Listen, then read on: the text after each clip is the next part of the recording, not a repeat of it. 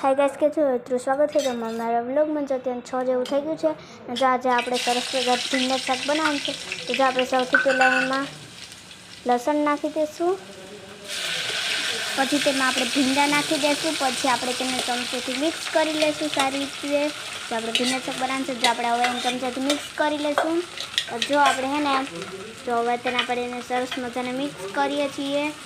તો પછી આપણે એમાં લીંબુ નાખી દઈશું. તો હું તો 2 લીંબુ નાખું છું, પછી તમે જેટલા નાખો. લીંબુ નાખી અને પછી